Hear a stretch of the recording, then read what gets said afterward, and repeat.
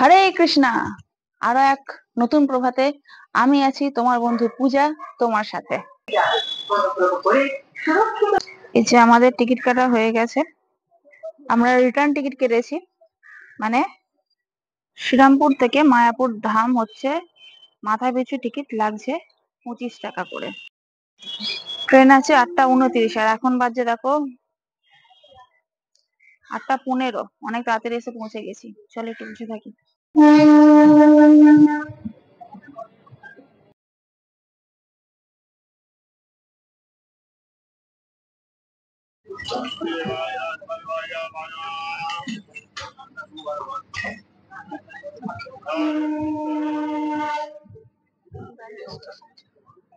আজকের এই ব্লগটায় তোমাদের সকলকে স্বাগত।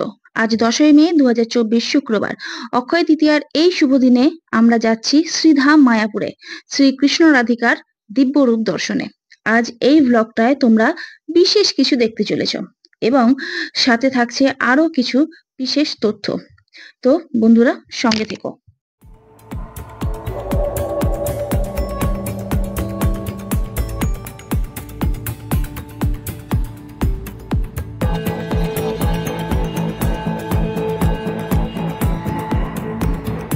নামলাম 3 নম্বরে, আমাদের যেতে হবে 1 নম্বরে।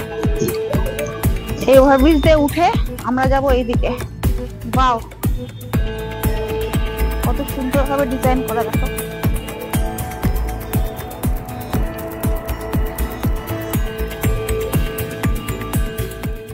স্টেশনের ঠিক বাইরেই রয়েছে টোটো স্ট্যান্ড। নবদ্বীপ স্টেশন থেকে নবদ্বীপ গঙ্গার ঘাট পর্যন্ত পার হেড টোটো ভাড়া পড়ছে 20 টাকা করে। বলছিলাম এই মিষ্টি দই কত করে সব? 25 টাকা গ্রাম।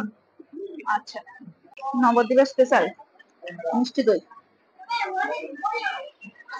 এটা লঞ্চের কাউন্টার, যেখানে জনপ্রতি ভাড়া হচ্ছে 10 টাকা।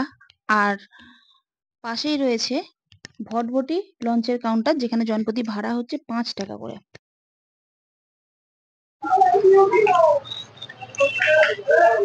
এই লঞ্চ ছাড়ছে।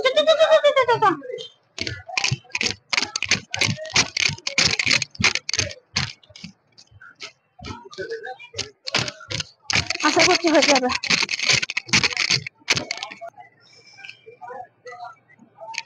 আর একটুখানির জন্য পেলাম না।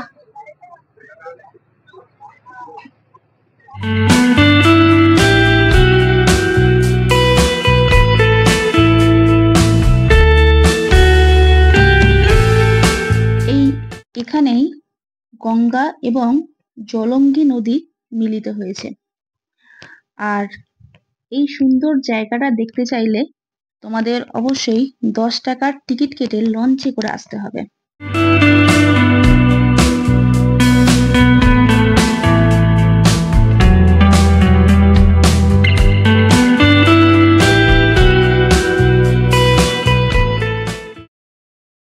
দেখো, এদিকে হচ্ছে অনেক হোটেল আছে, যেখান থেকে সকালে জল খাবারটা খেয়ে নিতে পারো।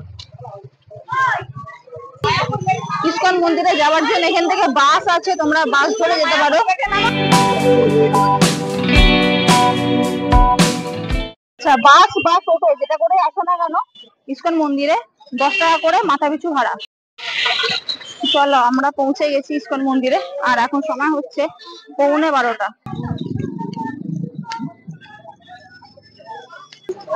মন্দিরে প্রবেশ করে সবার প্রথমে মধ্যাহ্ন ভোজে খাবার কুপনটা আগে নিয়ে নিতে হবে।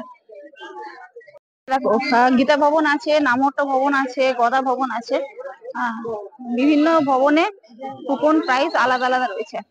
শিলা প্রভুপাদের নির্দেশ অনুসারে এখানে 24 ঘন্টা যাবৎ কীর্তন অনুষ্ঠিত হয়। গীতা ভবনের টিকিট। ওম নমো ভগবতে বাসুদেবায়। এই মন্দিরটি ভারতের সবচেয়ে বৃহত্তম ইস্কন মন্দির। 35 তলা উঁচু মন্দির, যেটা মিশরের পিরামিডের থেকেও উঁচু।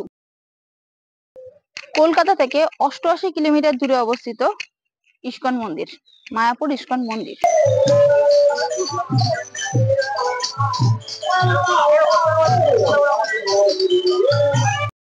ইস্কনে আসার সাথে সাথেই মনটা একদম অন্যরকম চেঞ্জ হয়ে যায়। কান পাতলে শোনা যায় হরে কৃষ্ণ কৃষ্ণ কৃষ্ণ হরে হরে। এই যে এটা হচ্ছে রাধা কৃষ্ণের মন্দির। আমি তোমাদের বাইরে থেকে দেখিয়ে দিচ্ছি, কারণ ভিতরে তো ক্যামেরা এলাও নয়। আচ্ছা, এখানে দেখো বই বিক্রয় হচ্ছে, তোমরা চাইলে এখান থেকে বই সংগ্রহ করতে এটা পারো। হচ্ছে মোবাইল এবং ব্যাগ রাখার কাউন্টার, আর এটা হচ্ছে জুতো রাখার কাউন্টার। এখানে জুতো রেখে পাশেই রাস্তা দিয়ে একটুখানি গেলেই মন্দির পেয়ে যাবে। আর এই গাছের তলায় সুন্দরভাবে বসার জায়গা রয়েছে, দারুণ। শিলা প্রভুপাদের উদ্যোগ ও প্রচেষ্টার ফলে 1947 সালে এই মন্দিরটি প্রতিষ্ঠিত হয়।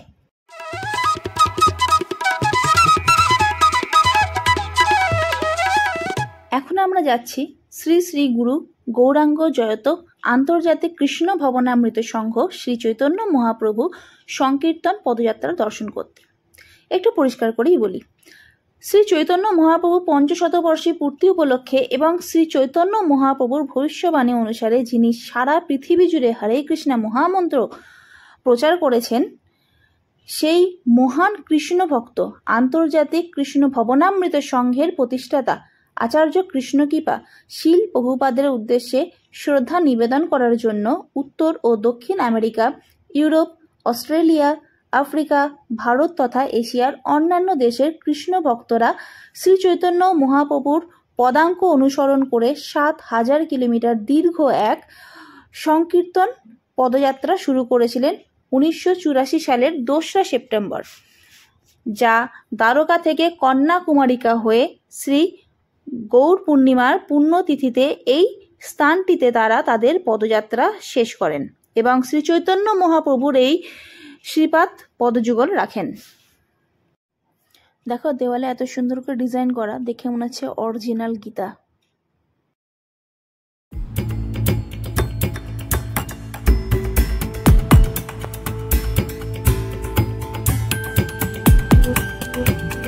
এই যে এখানে বাচ্চা বড় সকলেই দোল খেতে পারে, স্পেশালি বাচ্চারা এখানে খেলা করতে পারে।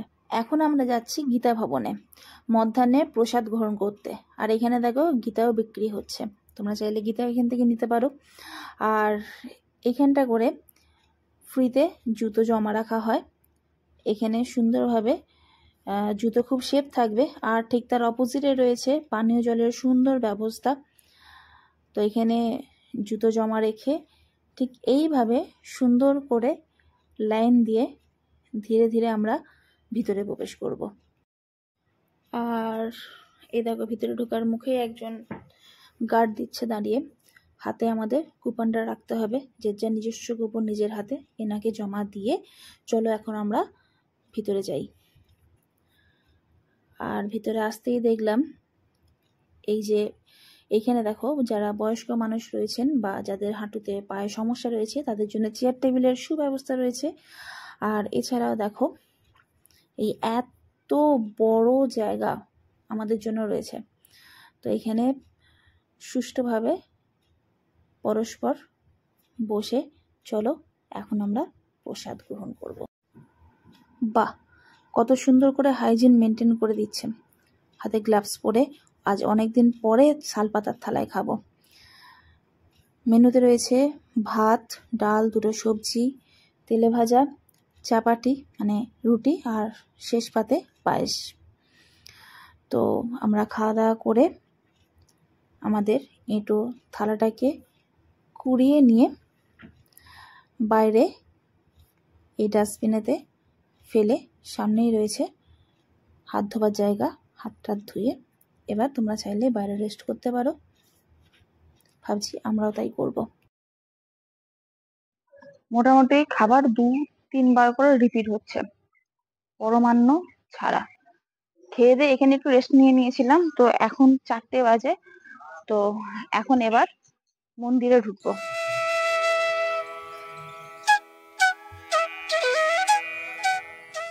এই দেখো কত কৃষ্ণ তুলসীর গাছ। এটা দেখো হচ্ছে ভক্তদের রেস্ট করার জন্য।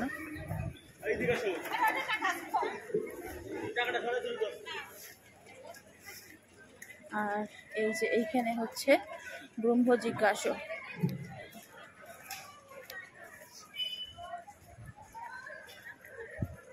যাদের শেষ হচ্ছে এটা ধরে আবার সঙ্গে সঙ্গে বলুন জয় শ্রীকৃষ্ণ চৈতন্য প্রভু নিত্যানন্দ শ্রী অদ্বৈত গদাধর শিবাসাদি ঘোর ভক্তবৃন্দ। এভাবেই আমাদের জপমালার মাধ্যমে একমালা। চলো এবার মোবাইল ফোন জমা দিয়ে দিই। আজ এক দুর্লভ মুহূর্তের সাক্ষী হতে চলেছি। আমরা আগে এতবার মায়াপুর এসেছি, কিন্তু এই প্রথমবার শ্রী রাধা কৃষ্ণের নৌকা বিহার দেখতে চলেছি। এ কি অপরূপ দৃশ্য, যা ভাষায় প্রকাশ করা যাচ্ছে না। শুধু দুচোখ ভরে দেখছি। শ্রীকৃষ্ণ রাধিকাকে পালকি করে পাখার বাতাস করতে করতে ভক্তগণ নিয়ে যাচ্ছেন। আমার সাথে সাথে তোমরাও দর্শন করো। হরে রাম হরে রাম রাম রাম হরে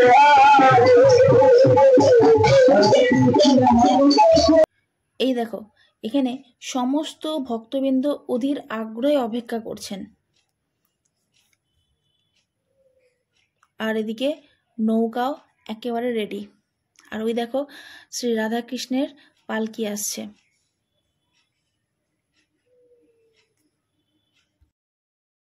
জীবনে প্রথমবার আমি রাধা কৃষ্ণের নৌকা বিহার দেখছি। জাস্ট অপূর্ব লাগছে। জয় রাধে। আজ অক্ষয় তৃতীয়া। আজ থেকে 15 দিন যাবৎ শ্রীকৃষ্ণের সারা অঙ্গে এবং রাধারানী সহিত তাহার অষ্টসখীর ললাটে চন্দনের প্রলেপ দেওয়া হয়, যাকে আমরা চন্দন যাত্রা বলি।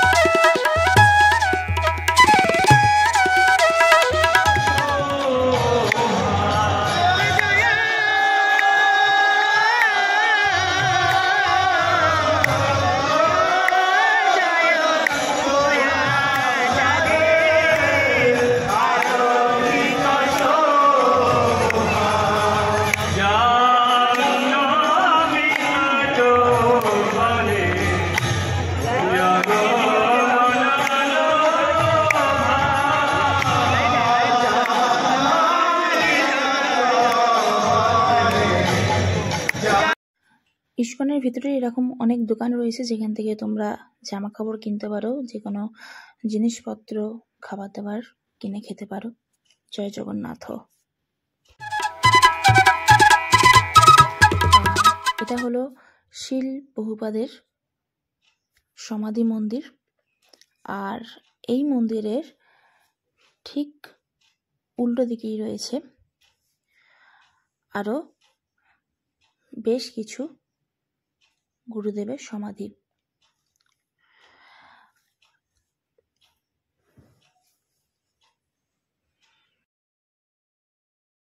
তার পাশেই রয়েছে এখানে বসার জন্য, রেস্ট করার জন্য ভালো জায়গা। আর তোমরা চাইলে এখান থেকে মহাপ্রসাদ কিনেও নিয়ে যেতে পারো বাড়িতে। বিভিন্ন প্রাইসে আছে, 20 টাকার রয়েছে, 30 টাকার, 50 টাকার বিভিন্ন আছে।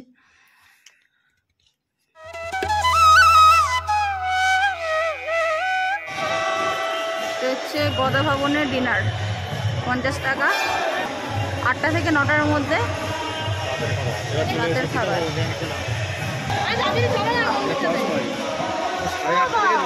এখন ঘড়িতে সময় বলছে সন্ধ্যে 6:30। এবার টুকটুক করে বেরোনো যাক। এখানে হচ্ছে লঞ্চে করে যাওয়ার জন্য। আর আমরা চলে যাব এদিক দিয়ে সোজা। ওটা হচ্ছে তোমার এই ভটভটি লঞ্চগুলো।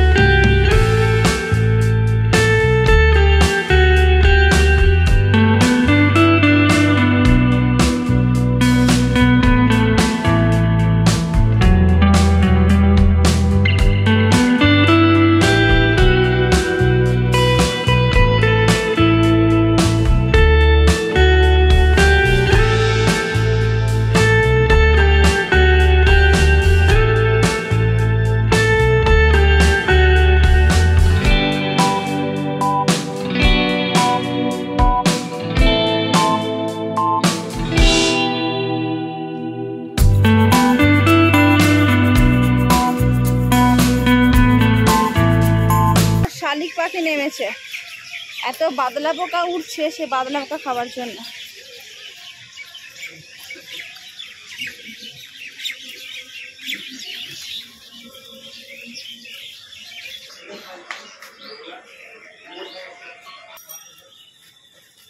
টিকিট কাটা হয়ে গেছে আমাদের। এই যে ছোট লঞ্চ দাঁড়িয়ে আছে এইখানে, দেখে নামবে।